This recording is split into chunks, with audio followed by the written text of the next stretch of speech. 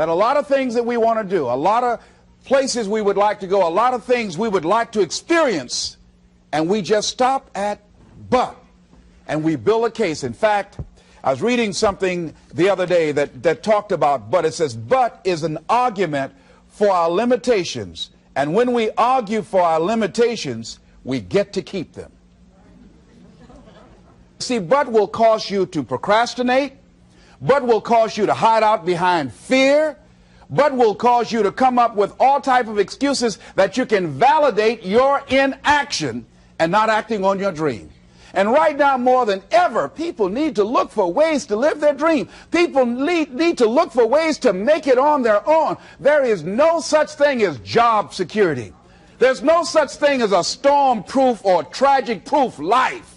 There are no guarantees today, ladies and gentlemen. The illusion is gone. There was a time when we graduated from high school, you were told, go to college and get out, and you go and work for a corporation for 30 or 40 years. They'll give you a gold watch and you'll retire. Special announcement, that day is gone.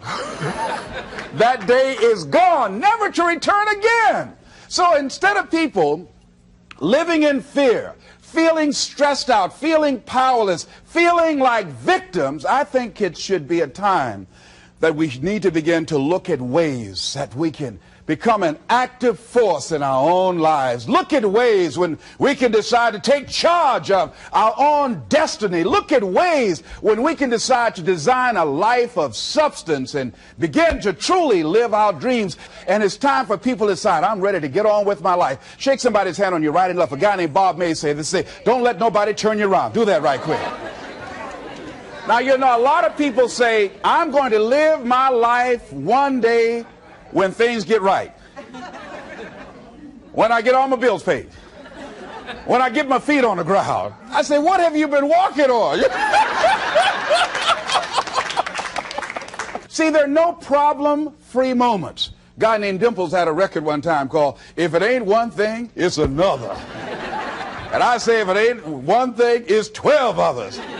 Always something there to build a case on why you can't move on, why you can't grow to the next level, why you can't begin to manifest your greatness, why you can't begin to live life on your terms. Always something there to block you, to keep you where you are, and keep you from beginning to develop your true greatness. Always some fear. How do we handle it? And I'm saying that if you've been hiding out behind but, if you've been using the fact that you don't have enough money or you don't have the education, take it head on. Go get the education. I was saying to a guy the other day who was saying, I said, how old are you? He says, 47 years old. I said, your sister tell me that you can't read. He said, that's right. I said, why? Well, you know, I didn't go to school. I said, excuse me, how old are you? I'm 47. 47? Yes. And you can't read or write? Yes. Have you ever heard of adult school, adult education? Have you decided that you should learn how to read to begin to expand your world? Why are you using that as a racket? Why don't you decide now that you're going to expand your world, that if other people can learn, you could learn too? Well, it's hard for me. Have you been and sit in a class yet? Have you signed up yet? No, I haven't. See, a lot of people say no, ladies and gentlemen, to things, and they don't even know what they're saying no to.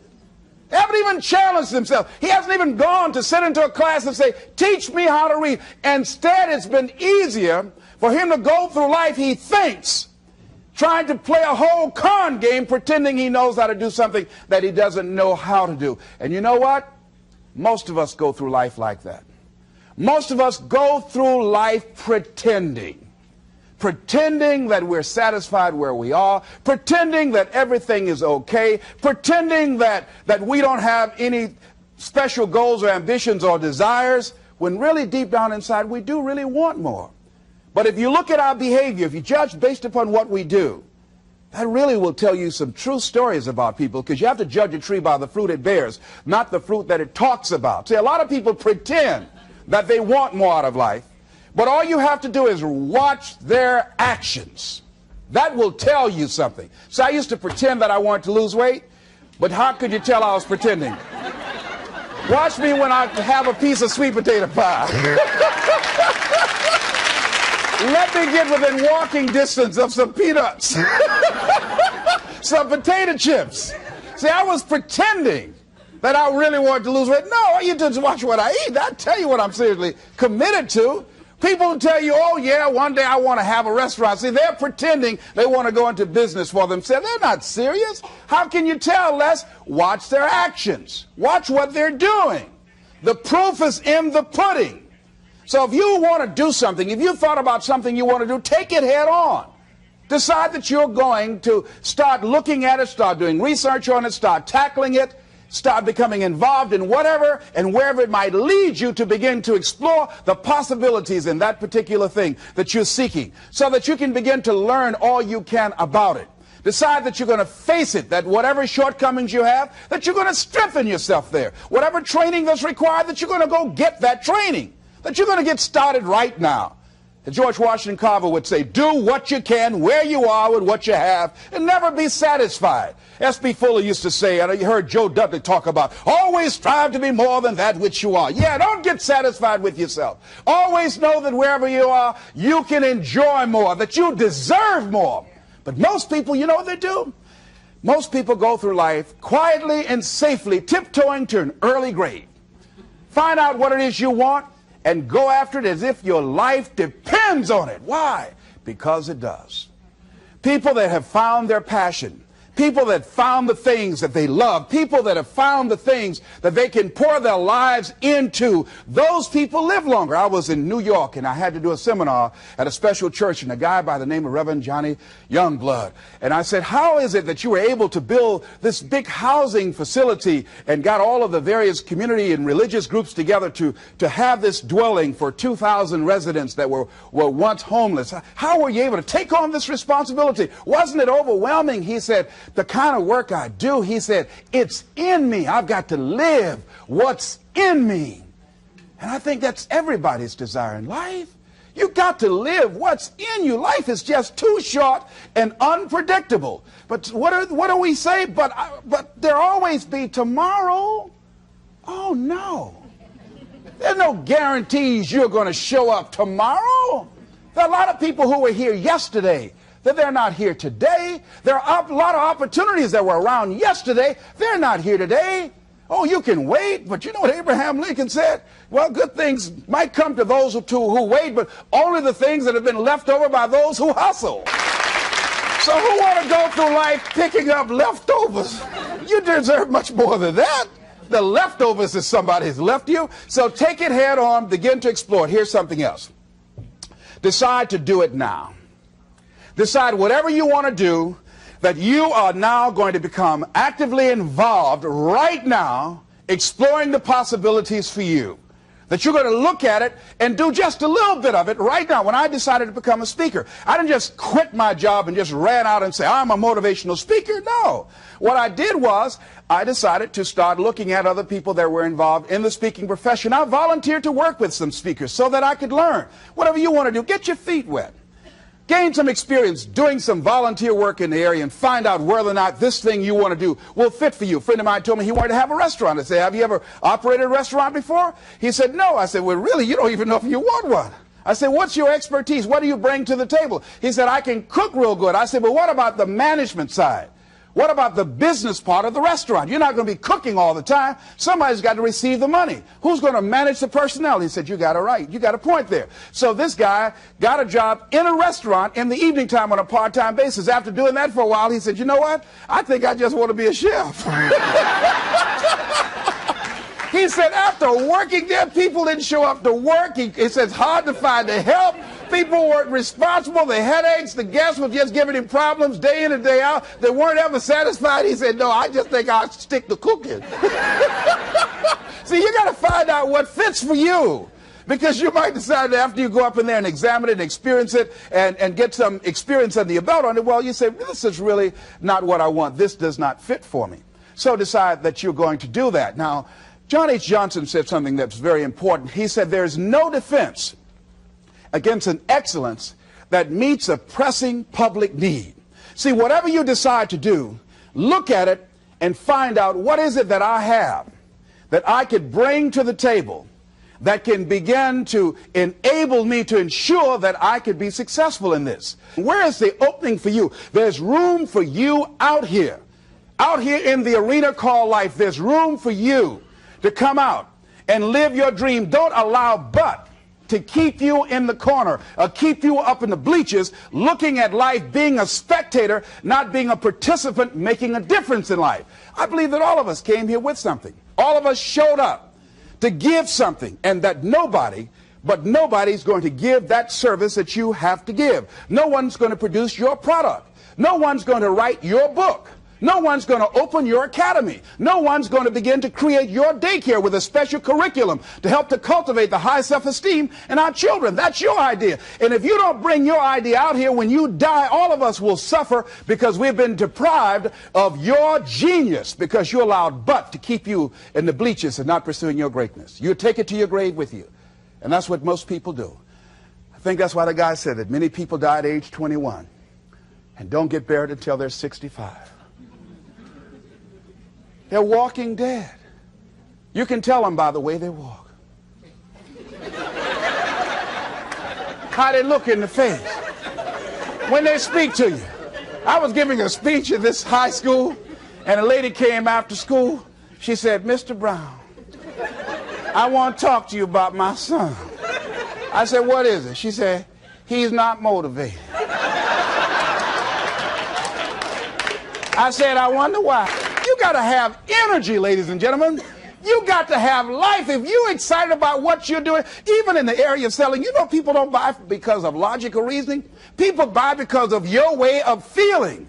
People don't like to be around dead people. No, let the dead bury the dead. No, keep them away from you before they grab you and want to hold on to you or something. So the fact that whatever you do, you want to be excited about it. You want to have the kind of excitement that is so contagious that people want to be around you. Because whatever you're doing, whatever you talk to people about, this particular idea that you have, they're looking at you and they want to know, do you believe it? And are you the kind of person they want to be in business with? And if you're not positive, if you're not energetic, if you're not fired up about it, how can you expect anybody else to be fired up about your idea? Am I right? All right, repeat after me, please. I'm going to be fired up about my dream. I'm going to go at it with everything I got. Shake somebody's hand on your right and left and say, "You got what it takes." There are a lot of people who say, "But I tried once or twice and it didn't work out." And so they use that as an excuse not to ever come out again. Guy said, if at first you don't succeed, you're running about average. So if you have come out here with an idea and it didn't work out 2 or 3 times, well, that's all right. You're running about average. You know, I heard something, a jarring question. It says, why is it that people prefer known hells to unknown heavens? You know why? Because it's comfortable, ladies and gentlemen. I remember I was in a service once, and I heard Dr. Johnny Coleman give this example. She talked about a man who had been captured behind the enemy lines in a war and was sentenced to be killed or another option. The captain said to the guy, "Listen," he said, "tomorrow morning at 6 o'clock you can face the firing squad, or you can go out this door over here." And the guy said, "What's out the door?" He said, "No one knows. All we can tell you is just unknown horrors." He thought, and the next morning he selected the firing squad. After the shots rang out, the captain's secretary said, "What's beyond that door?" And he said, "Freedom." But very few people would select to do it because it's unknown. See, a lot of people never live their dreams. A lot of people never do the things they want to do. A lot of people stay on jobs where they're miserable. I read an article called, "Is Your Job Making You Sick?" A lot of people, some of y'all know about that already here. So go on and say amen. It's all right. And one lady told me, she said, Les, when I used to go to work, she said, when I stepped in the door, it felt like a refrigerator dropped on my shoulders. How many of y'all understand that kind of feeling? They were miserable, just hated to go after 60 minutes on Sunday afternoon. Or come Monday morning, my head used to throb. I just couldn't take it. Didn't want to go sometimes just for the heck of it. I just drive on by. I used to hate to go to work. Many of us choose an active living death. Many of us are walking dead. The walking dead. That we're not doing what we want to do. Many of us stay in relationships where we're dying together rather than growing and expanding and living together. We're miserable, but because we don't have the courage to see ourselves beyond that relationship that has turned toxic, we go through life living dead people. And you can always tell couples that have been together for a little while. Go in a restaurant, the ones sitting side by side, giggling and talking to each other, feeding each other with their fork and spoon, they just got together for 1 week.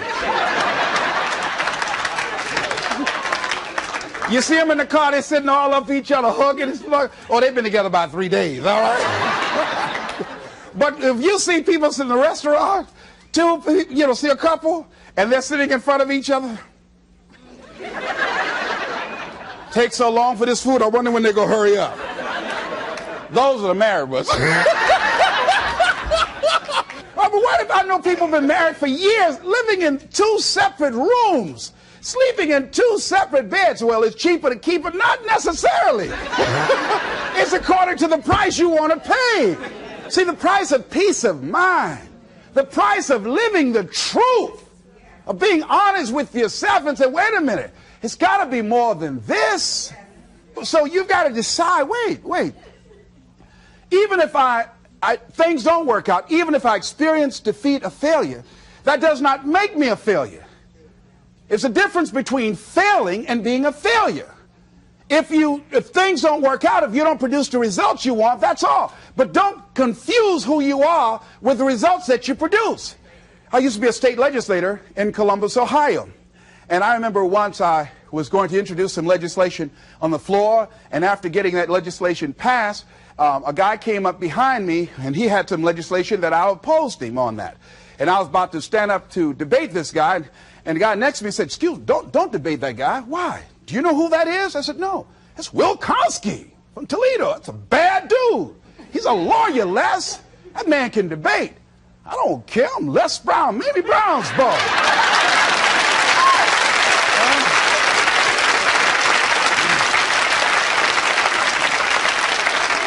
So I raised my hand, Mr. Speaker. He said, the gentleman from the 29th House District. I said, yes, sir. To tell the gentleman I'd like to take him on. Challenge him on this legislation. He said, Will Kosky said, I would more than like to, Mr. Speaker. Everybody would say, whoa.